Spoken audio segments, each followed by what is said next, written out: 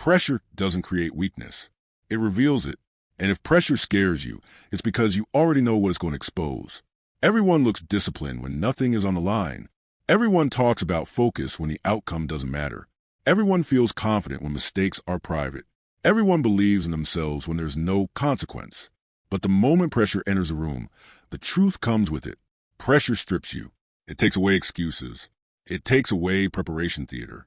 It takes away confidence that wasn't earned. And what's left is who you really are. Most people misunderstand pressure. They think pressure is a problem. They think nerves are the enemy. They think anxiety is something to eliminate. It's not. Pressure is a test. Pressure doesn't ask how hard you train when it was convenient. It doesn't care how motivated you felt last week. It doesn't care how talented you are on your best day. Pressure only asks one question. Will you fall back on when everything tightens? In sports, you see this clearly. Athletes who dominate practice suddenly hesitate. Athletes who look sharp in training disappear in competition. Athletes who need everything to feel right collapse when it doesn't. Not because they forgot how to play, but because pressure removed their emotional support. Pressure removes the audience you train for. No music, no hype, no comfort, just execution. This is where people break mentally, not loudly, quietly. They rush decisions. They avoid responsibility. They play safe. They shrink. Pressure exposes habits. If you train with intensity but no structure, pressure turns that into chaos. If you train with motivation but no discipline, pressure turns that into panic. If you train for comfort, pressure turns that into fear. Most people say they want pressure. What they actually want is recognition. They want the moment without the weight, the spotlight without the cost, the win without the exposure. That's not how this works. Pressure doesn't reward intention. It rewards preparation. And preparation isn't visible. You don't rise under pressure. You fall to the level of your training. That's not a quote. That's physiology. Under pressure, your breathing changes. Your vision narrows. Your thoughts speed up. You don't have time to think positive. You rely on what's automatic. And if discipline isn't automatic, panic is. This is why pressure feels unfair to people who trained casually. Because it reveals something they've been avoiding.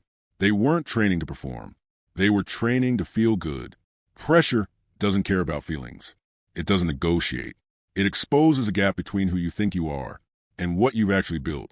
This is the moment people start blaming pressure. They say, I just don't perform well under pressure. I get anxious. I overthink. Those aren't traits. They're symptoms. Symptoms of training that never included discomfort. Symptoms of avoiding situations where failure was possible. Symptoms of protecting confidence instead of testing it. Pressure is honest. It doesn't lie to you. It doesn't flatter you. It doesn't protect your ego. It tells you exactly where you stand. And most people don't like what they see. That's why they avoid it. They stay in environments where nothing is at stake. They call it balance. They call it patience. They call it being smart. It's avoidance. Pressure doesn't ruin you. It reveals what comfort has been hiding. If pressure makes you freeze, it's because your system was never trained to handle demand. If pressure makes you rush, it's because your mind never learned to slow down. If pressure makes you disappear, it's because you never practiced being seen. Pressure is not the enemy. It's the mirror. In the next part, we destroy the biggest lie people believe about pressure. That you're either built for it or you're not. You are, but only if you train for it. Let's destroy the lie. The one people use to protect their ego when pressure exposes them. The lie that says, some people are just built for pressure and some aren't. That's convenient. And it's false. Pressure is not a personality trait. It's not genetics. It's not luck. Pressure tolerance is trained. And avoiding it is a choice. People who say they can't handle pressure aren't being honest. What they mean is, I've never trained in conditions where pressure was real. So when it shows up, their system panics.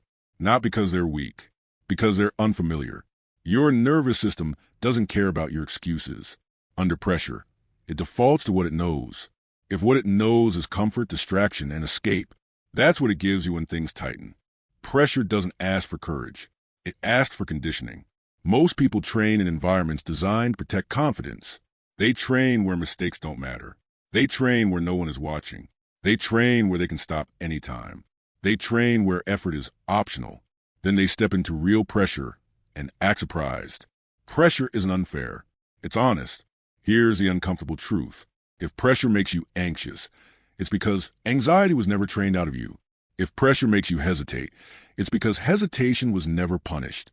If pressure makes you disappear, it's because disappearing was always an option. You don't rise to pressure. You reveal what you rehearsed. People love to talk about mental strength as if it's something mystical. It's not. Mental strength is behavioral. It's built by exposure, not affirmation.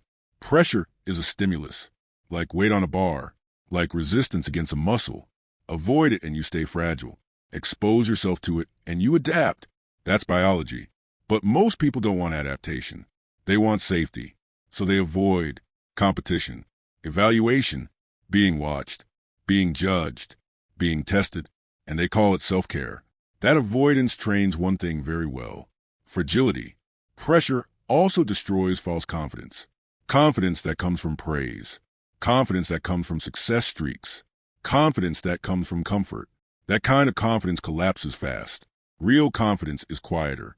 It's not optimism. It's familiarity. Familiarity with discomfort. Familiarity with demand. Familiarity with consequences. People who perform under pressure aren't fearless. They're conditioned. They've failed publicly before. They've been watched while struggling. They've trained with consequences attached. So pressure doesn't shock them. It feels normal. Most people don't fail under pressure. They fail before it by avoiding it. They choose environments where nothing is at stake. They protect their image. They preserve their feelings. And they mistake that for intelligence. Pressure punishes that behavior, not out of cruelty, but because the real world has no obligation to protect your comfort. Pressure also exposes self-talk. Under stress, your mind doesn't suddenly invent new thoughts. It repeats what it knows. If your inner dialogue is weak, apologetic, or defensive, pressure turns that volume up. That's why people choke. Not because pressure is overwhelming, but because their internal language collapses. Pressure reveals whether you trained your mind to execute or trained it to explain. Most people train explanations, and explanations don't function when time compresses, when the clock is running, when the crowd is loud, when the mistake is visible. Execution does. Pressure also exposes preparation gaps. When your training was sloppy, pressure makes it obvious. When your standards were loose, pressure tightens them violently. That's why people blame pressure. It's easier than admitting they trained casually and expected to perform seriously. Pressure is not the enemy. Avoidance is. The athletes, performers, and operators who thrive under pressure are not special. They're practiced. They put themselves in uncomfortable situations on purpose. They attach consequences to training. They rehearse failure. They train when being watched. They don't wait for confidence. They train until confidence is irrelevant. In the next part, we shift from destruction to construction, because understanding pressure isn't enough. You need to train for it deliberately, and that requires changing how you expose yourself to discomfort. Pressure tolerance is not built by thinking differently. It's built by training differently. And that's where most people fail. They want to understand pressure before they've ever felt it enough to adapt. Your nervous system doesn't respond to insight. It responds to exposure. Repeated exposure. Mental toughness under pressure is trained the same way physical strength is trained. You don't read about lifting heavy weights. You put weight on the bar. You don't visualize calm under stress. You practice staying calm while stressed. The problem is that most people design their training to feel good. They train when rested. They train when focused. They train when conditions are controlled. They stop when it feels uncomfortable. That trains one thing very well: dependence on ideal conditions. Pressure training removes ideal conditions on purpose. You train when tired. You train while being watched. You train with consequences. You train when mistakes cost something, not recklessly, deliberately. Mental toughness is not about overwhelming yourself. It's about graduated exposure. You don't jump into chaos. You introduce it. Start here. Train with a standard that cannot be negotiated. Time, reps, execution. You don't lower the standard because you feel off. You adjust pace, not commitment. Next, remove emotional crutches. No hype music sometimes.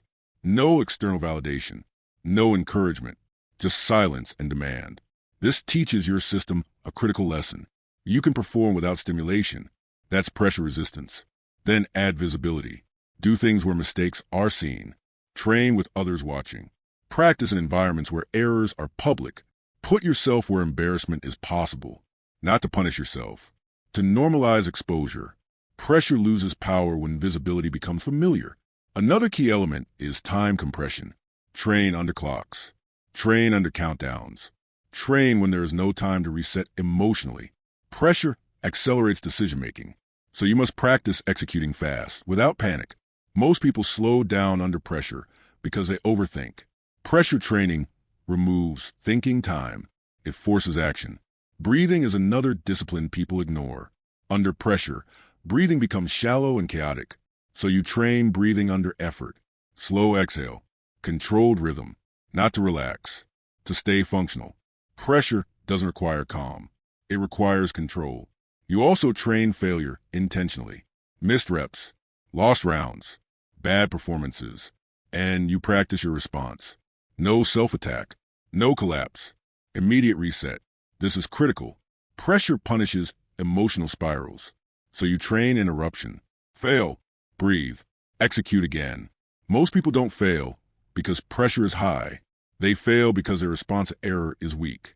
Pressure training also means eliminating escape. No quitting mid-session. No checking out mentally. No soft endings. You finish what you start. That teaches your system reliability. Reliability beats intensity. Every time. Over time, something changes. Your heart rate still rises, but your behavior stabilizes. Your mind still reacts, but it doesn't control you. Pressure is present, but it's not shocking. That's adaptation. You stop needing confidence. You stop waiting to feel ready. You trust your system because it's been tested. This is how people become good under pressure. Not by personality, not by talent, by design. In the next part, we define why some people seek pressure, while others spend their entire lives avoiding it. Because once you can handle pressure, you must decide what you're going to use it for. Once you can handle pressure, a new problem appears. Most people never reach this point. But if you do, you're forced to answer a harder question. What are you using pressure for? Pressure without direction turns into chaos.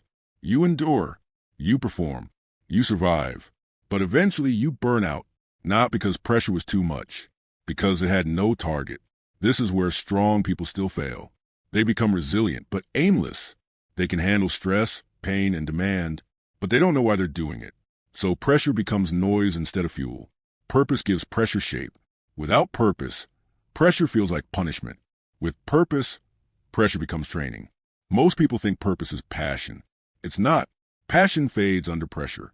Purpose survives it. Purpose is not about what excites you. It's about what you're willing to suffer for. When excitement is gone, pressure reveals priorities. When everything tightens, only what matters remains. That's why pressure is clarifying. It forces decisions. Under pressure, you stop pretending. You stop saying yes to things that don't matter. You stop wasting energy on distractions. You stop negotiating with standards. Because pressure makes inefficiency expensive. People who avoid pressure avoid clarity. They stay busy. They stay distracted. They stay vague. Because clarity demands a sacrifice. Once pressure becomes familiar, you stop fearing it. And when you stop fearing it, you can seek it deliberately. This is a turning point. Strong individuals don't wait for pressure to find them. They place themselves where pressure exists, not to prove something, but to sharpen something. Pressure becomes a filter. It removes weak commitments, false goals, performative effort, and exposes what you actually care about, what you're willing to give up, who you're becoming. This is why pressure-driven people look different. They move with urgency, not panic. They speak with precision, not emotion. They act with intent, not impulse. Purpose also changes how failure feels. Failure stops being personal. It becomes directional feedback. It tells you where your preparation is thin, where your standards slipped, where pressure revealed a gap. People without purpose take failure as a verdict. People with purpose take it as instruction. Pressure also removes entitlement. You stop expecting comfort. You stop expecting fairness. You stop expecting recognition. You accept the exchange. Demand now, results later. Maybe that acceptance creates something dangerous. Independence. You no longer need validation to continue. You don't need applause to endure. You don't need reassurance to act. Pressure already told you the truth. At this stage, pressure no longer feels hostile. It feels familiar, like resistance on a bar, like friction against movement. Necessary. But direction alone is not enough, because direction without commitment still leaves exits open. And pressure always finds exits. In the final part, we close them, because the people who perform under pressure consistently are not the ones who feel strong. They're the ones who remove the option to retreat. At some point, pressure stops being something you face and becomes something you live with. That's the difference between people who perform once and people who perform consistently. Most people flirt with pressure. They show up when it's convenient. They rise when adrenaline is high. They disappear when the weight becomes constant. They want moments. Champions choose a state. Commitment is what turns pressure from an event into an environment. It's not intensity. It's permanence. It's deciding that this level of demand is no longer temporary. It's home. This is where exits are closed. No backup identity. No emotional escape. No option to go back when it gets uncomfortable. You don't leave yourself an easier version to return to. The people who break under pressure always have exits. They can quit. They can blame circumstances. They can retreat to comfort. Pressure finds those exits instantly and takes them. Commitment removes that. Once retreat is no longer an option, behavior stabilizes. No debate, no hesitation, no drama, just execution. This is why committed people look calm under pressure. Not because they feel calm, because nothing inside them is negotiating anymore. The decision was already made. They don't ask, "Can I handle this?" They act as if handling it is assumed, because it is.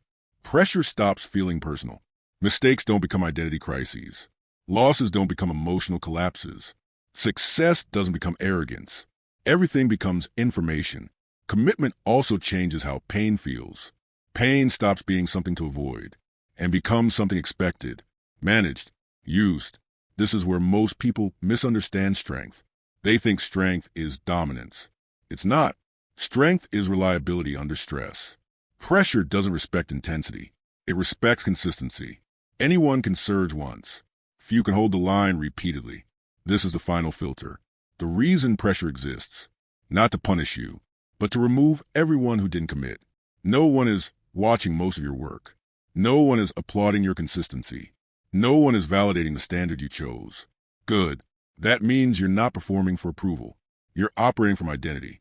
At this level, pressure no longer exposes weakness. It exposes mastery. You don't rise when it matters.